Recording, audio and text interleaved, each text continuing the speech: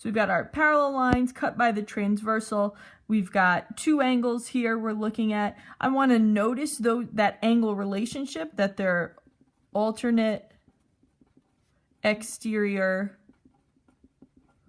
angles. Okay, and alternate exterior angles are equal. Either way, we're going to set the two angles equal to each other. 6x minus 4 equals 4x plus 22. So let's subtract 4x from both sides. So we get 2x minus 4 equals 22. Add 4 to both sides. 2x equals 26. Divide both sides by 2, and we have x equals 13.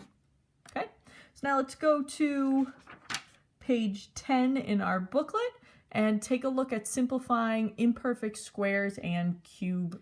Like I said, we're kind of taking a left turn. We're going to look at simplifying square roots and cube roots today. Not a great flow from our parallel lines cut by a transversal, but it's something we need as we go to investigate some more relationships within a right triangle tomorrow. So kind of going to try and practice a skill in isolation before we see it in context. Okay, so we're looking at our roots or radicals. We know that radical symbol like that, and it's really the opposite of raising a number to a power. So a square root is the opposite of squaring a number, taking something to the second power. When we look at a cube root, that's the opposite of raising something to a power of 3. We can take a fourth root, opposite of raising something to a power of 4, and so on. So let's just take a look at what we have here, remind ourselves. So square root, if we think about 7 squared, we know that's 7 times 9, which is 49. When we take the square root of 49, our radical sign really asks us the question, what number times itself is 49? Well, that's 7, because 7 squared is 49. And we know the answer to that question of what's the square root of 49, because 49 is what we call a perfect square.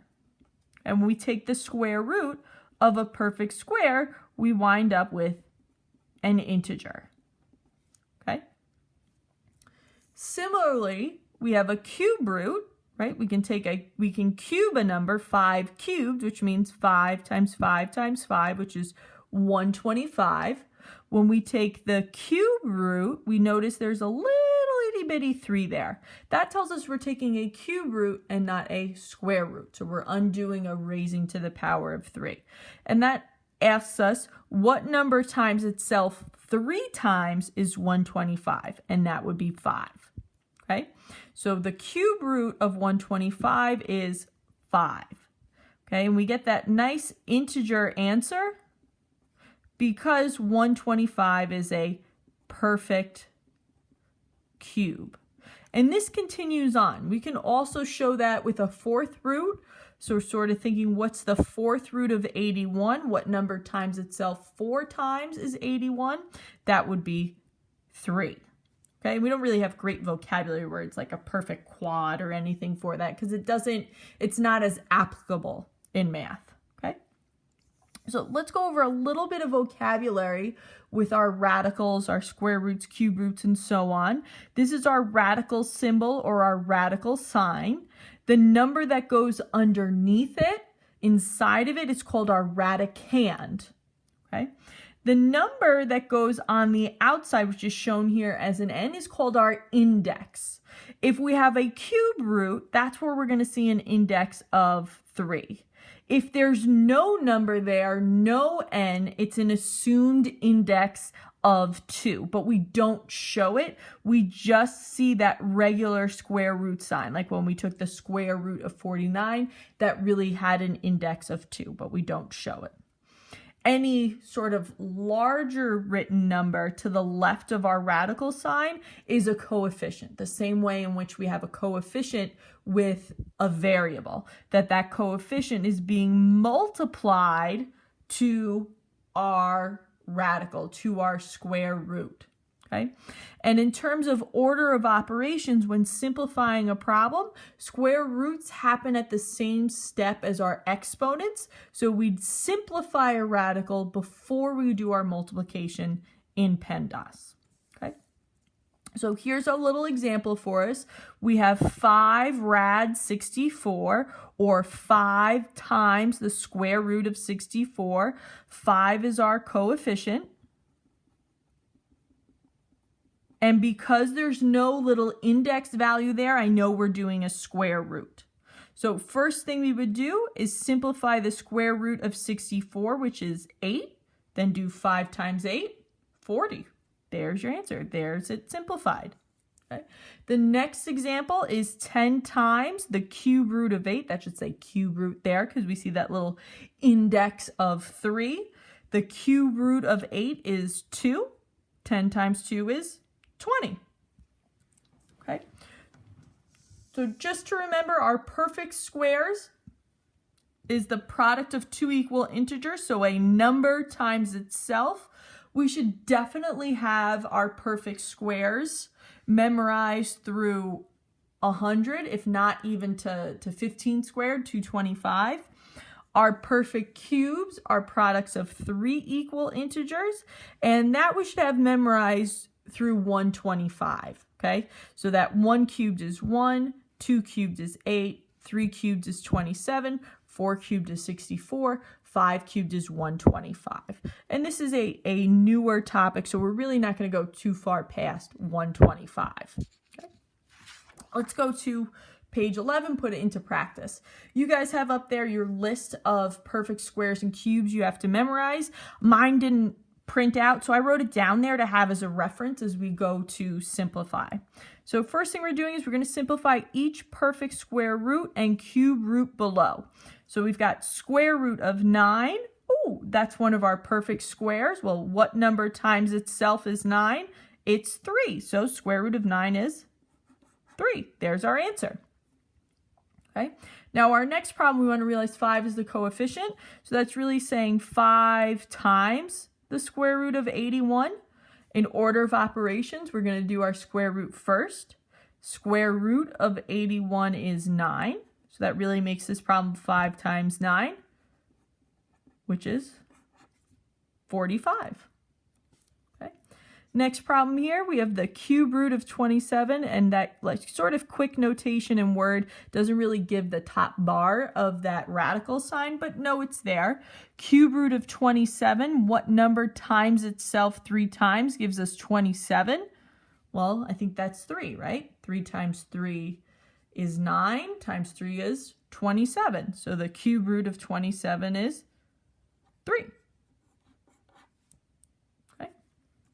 Next one, we've got 7 times the cube root of 125. So we're going to simplify that cube root first. If we go back to what we memorized, 125 is 5 to the 3rd power, 5 times 5 times 5. So the cube root of 125 is 5. 7 times 5, 35. Okay. Okay, so now let's take a little more look here. How to simplify an imperfect square cube root. So all of these we just looked at were perfect squares and perfect cube roots. Now we're going to look at how do we simplify numbers that are not perfect squares and perfect cube roots. So one of the things we want to realize is that every positive integer is a product of a perfect square or a perfect cube. There's one hidden within there unless it's not able to simplify, but those are fewer and farther between. Okay, so we're going to look to see what's the highest possible perfect square or cube root in there, simplify that perfect square or cube root to an integer, and then multiply that integer by the coefficient if there is one. So let's take a look at the square root of 200. So I know 200 is not a perfect square. It's just not a perfect square. So I want to think to what my perfect squares are and look to the biggest one. What's the biggest one that multiplies into 200? Well, that's 100, right? 100 times 2 is 200. So that means that square root of 200 is really, we can think of it as the square root of 100 times 2. What's the square root of 100? We can simplify that. Square root of 100 is 10. So that comes out of the square root symbol, the radical, because we've performed that operation. But square root of 2 we can't do. That's not a perfect square. So we leave that as is. We leave that as 10 rad 2. You might see other people show the work as a product of both square roots. So you might see it, some people show it as square root of 100 times square root of 2, saying square root of 100 is 10, rad 2. That's also a fine, acceptable way to show your work. Okay. Let's move to our next problem. We've got 5 times the square root of 48. Okay, so let's see, we've got that coefficient. I know that's 5 times that. 48 is not a perfect square, so I'm going to think to my perfect squares. Ooh, 4 goes into 48, right? That's 4 times, what is it? 16, but there's a bigger one that goes in there. 16 goes into 48, right? So 16 times 3, that'll be the biggest one. So I'm going to write that as 5 times the square root of 16 times 3. And I keep bringing down my coefficient. Square root of 16 is 4, so that comes out of the radical sign as 4 times our square root of 3. Can't take the square root of 3.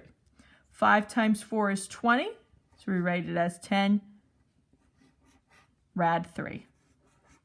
And there we go. Okay, excellent. All right. So let's take a look at negative square root of 180. That negative sign there, just like as when we have a negative x, that's saying negative 1 times the square root of 180. So let's take a look at square root of 180. What's the largest perfect square that goes into it? I might guess 9. I know 9 goes into it.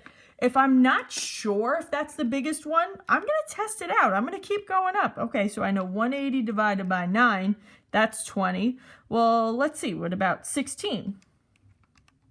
Nope. I know not 25.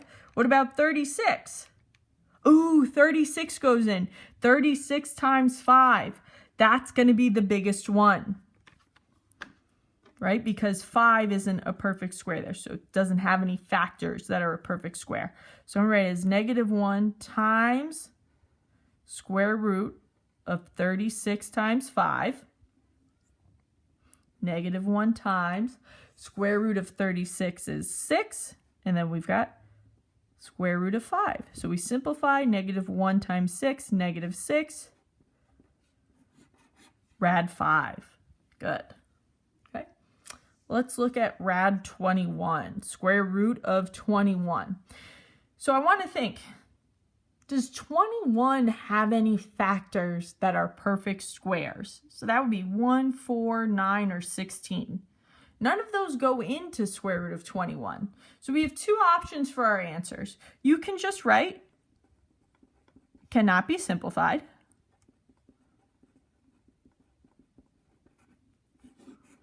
Or you can just write square root of 21, because that's it, totally simplified. Your choice there. Okay, let's look to some cube roots. So first we have cube root of 54. It's not on our memorized list.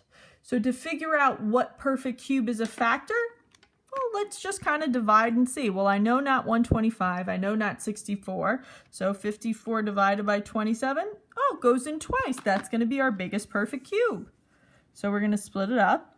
So cube root of 27 times 2.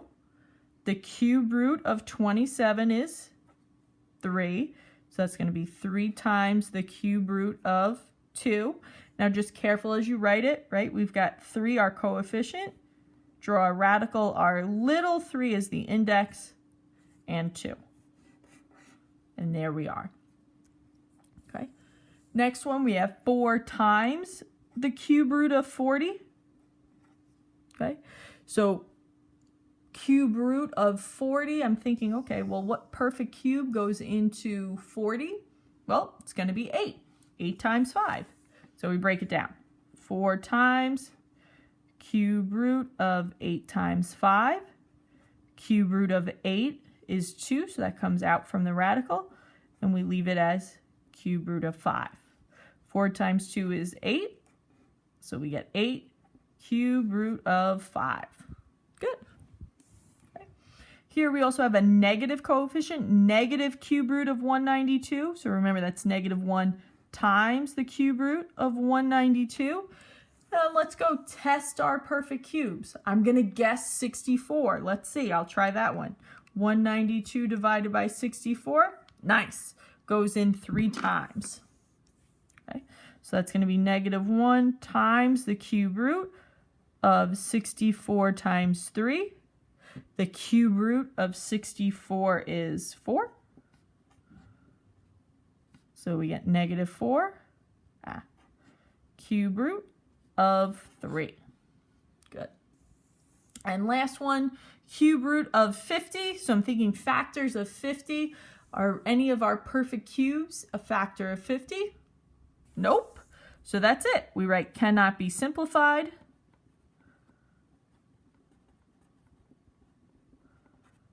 Or just rewriting that cube root as is. Our math joke for today, math jokes for mathy folks. What insect is good with numbers?